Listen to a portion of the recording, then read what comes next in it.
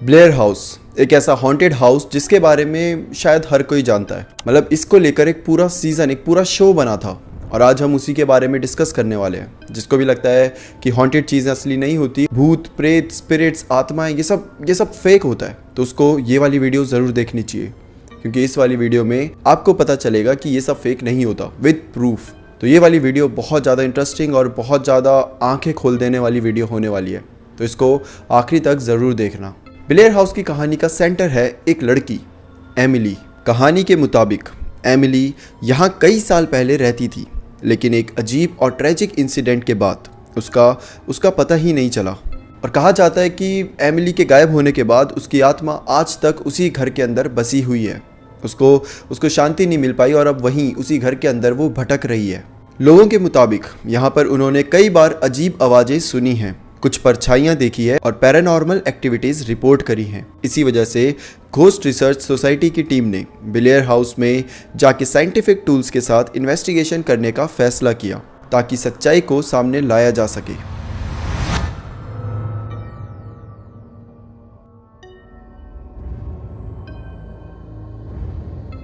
14 सितंबर 2019 शाम के 7 बजे ब्लेयर हाउस के सामने एक पुरानी विक्टोरियन स्टाइल हवेली के बरामदे में एक वैन रुकती है। अंदर से 4 लोग निकलते हैं। घोस्ट रिसर्च सोसाइटी के सीजन इन्वेस्टिगेटर बरबरा, डेल, डीन और लोरी। इनके हाथों में सिर्फ टॉर्चेज नहीं बल्कि पैरानॉर्मल इन्वेस्टिगेशन के मोस्ट एडवांस्ड टूल्स होते हैं। बरबरा एक KII मीटर निकालती हैं जो मैग्नेटिक फील्ड के सडन फ्लक्चुएशंस को रिकॉर्ड करता है।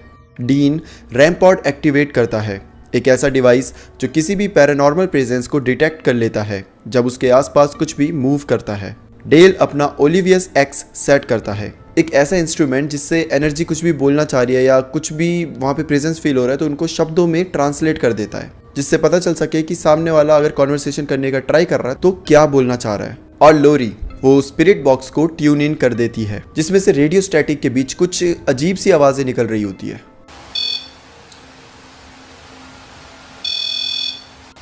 Do you recognize someone in this room? वो लोग इस मिशन के लिए फुल लॉकडाउन मोड में जा रहे थे, यानी कि ना तो वो बाहर जा पाएंगे ना ही बाहर से कोई लोग अंदर आ पाएंगे। अब इस पूरे घर के अंदर सिर्फ ये 4 लोग थे, इनके टूल्स थे और जो भी इस घर में मौजूद होकर इनका इंतजार कर रहा था वो। सुबह होती है, समय 7:43। ब्लेयर हाउस के एक डार्क हॉलवे में सब कुछ शांत था। टीम के मेंबर्स अभी उठ ही रहे थे, सिर्फ बरबरा जगी हुई थी, अपने ऑडियो रिकॉर्डर्स की रिकॉर्डिंग रिव्यू कर रही थी। उस वक्त उसने एक औरत की आवाज़ सुनी, बिल्कुल हॉलवे के बीच से। पहले बरबरा को लगता है कि लोरी शायद अपने हस्बैंड के साथ फ़ोन पर बात कर रही होगी। थोड़ा सा समय बीतता है और वो लोरी से इसी बारे में पूछती है कि तुम हस्बैंड से क्या बात कर रही थी वहाँ पे इतनी ज़ोर से। तो लोरी बोलती है कि मैं तो अभी उठी हूँ और मैंने तो अभी तक फ़ोन छुआ भी नहीं है, मैं वो नहीं थी जिसकी भी तुमने आवाज़ सुनी है। और मज़े की बात ये थी कि अब इन दोनों को छोड़कर इस पूरे घर में कोई और फीमेल थी ही नहीं, यानी कि वो आवाज़ जो आई थी वो किसी और फीमेल की थी जो कि इस घर में मौजूद ही नहीं थी। एक ऐसी आवाज़ रिकॉर्ड हो गई थी जो ना तो वहाँ किसी ने बोली थी और ना ही कोई उस वक्त वहाँ पर मौजूद था। ब्लेयर हाउस के अंदर कुछ तो ऐसा था जो रिकॉर्ड होने के लिए तैयार था। We're going to start up here and we're going to work our way through the rest of the house, hit the second floor, first floor and then the basement. रात के अंधेरों में जब एटिक का दरवाज़ा खोला गया, एक ठंडी हवा का झोंका अंदर चला आया। डीन और लोरी दोनों अपनी फ्लैशलाइट्स के साथ स्लोली एटिक के अंदर गए। वहाँ एक पुराना ऑल्टर बना हुआ था, वुडन, डस्टी, और उसके पास कुछ था और वो जो भी था उसको सबसे पहले डीन देखता है और फिर उसके बाद लोरी भी उसे देखती है। दरअसल वहाँ पर एक शैडो थी जो उस ऑल्टर के पास से गुजर रही थी और उसी वक्त अचानक से हर जगह सिगरेट की स्मेल आने लगी, जैसे कि मान लो कोई उन्हीं के सामने सिगरेट पी रहा हो। लेकिन सबसे हैरानी की बात यह थी कि इन चारों में से कोई भी सिगरेट इस पूरे घर में लेकर ही नहीं आया था। अब टीम बेसमेंट से ऊपर जाती है। टीम ने दूसरे फ्लोर पर कदम रखा। एक पुराना दरवाज़ा जो लगता था कभी बंद ही नहीं हुआ है, उसके सामने जाकर अब पूरी टीम खड़ी हो जाती है। बरबरा ने धीरे से दरवाजे पर नॉक किया, वो भी 3 बार, ताकि किसी को पता चले कि कोई वहाँ पर है। और थोड़ी ही देर बाद एक हल्की सी आवाज़ सुनाई देती है, जैसे कोई अंदर से सॉफ्टली जवाब दे रहा हो।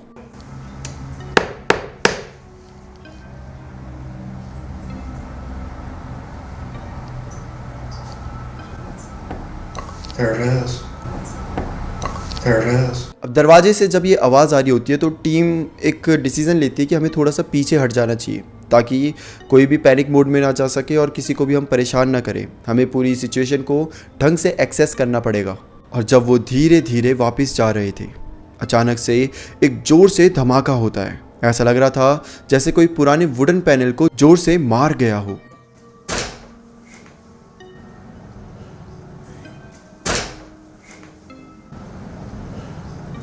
और उस धमाके के तुरंत बाद एक अजीब सी हंसी की आवाज़ सुनाई दी जाती है, हल्की पर डरावनी। ऐसा लग रहा था जैसे कोई उनका मजाक उड़ा रहा हो। उस हंसी की आवाज़ सुनकर 1 मिनट के लिए तो सबके अंदर डर छा गया था। वो हंसी की आवाज़ बेहद डरावनी थी और सबको पता चल चुका था कि जिस घर में इन्वेस्टिगेट करने आए हैं वो रियल में हॉन्टेड हाउस था। अब बहुत ज़ोर ज़ोर से किसी चीज़ के ठोकने की आवाज़ आ रही थी और हंसने की आवाज़ आ रही थी। ये पूरा माहौल इतना डरावना हो चुका था कि टीम डिसाइड करती है हमें वापस से बेसमेंट में जाना चाहिए और वहीं चलकर पूरी सिचुएशन को हैंडल करना चाहिए और फिर सोचना चाहिए कि आगे क्या किया जाए। क्योंकि पहले भी बेसमेंट में कुछ अजीब चीज़ें, जो अजीब एक्टिविटीज़ थी वो रिकॉर्ड हुई थी। और ये सोचते हैं कि ये हंसने की आवाज़, ये और लाउड ये बैंगिंग की आवाज़ आ रही है, ये सारी आवाज़ें बेसमेंट से ही आ रही है। डर लग रहा था, सबके हालत यहाँ पर थी, लेकिन काम भी इन्हें करना था। ऑब्वियसली ये लोग पीछे नहीं हट सकते थे, तो ये बेसमेंट की तरफ चल पड़ते हैं। डेल अपना गियर रेडी करता है। EMF मीटर, स्पिरिट बॉक्स और कैमरास सब कुछ तैयार थे ताकि बेसमेंट की हवा में छुपी सच्चाई को कैप्चर किया जा सके। वो धीरे धीरे बेसमेंट के अंधेरे में उतरने लगे, हर कदम पर अलर्ट, हर आवाज़ को सुनने की कोशिश करते हुए। बेसमेंट उतरने के बाद टीम ने डिसाइड किया कि वो स्पिरिट से डायरेक्ट बात करेंगे, एक साइन मांगेंगे। बरबरा ने सॉफ्टली पूछा, अगर कोई यहाँ पर है अपना नाम बताओ। सबने अपनी सांसें रोक ली थी।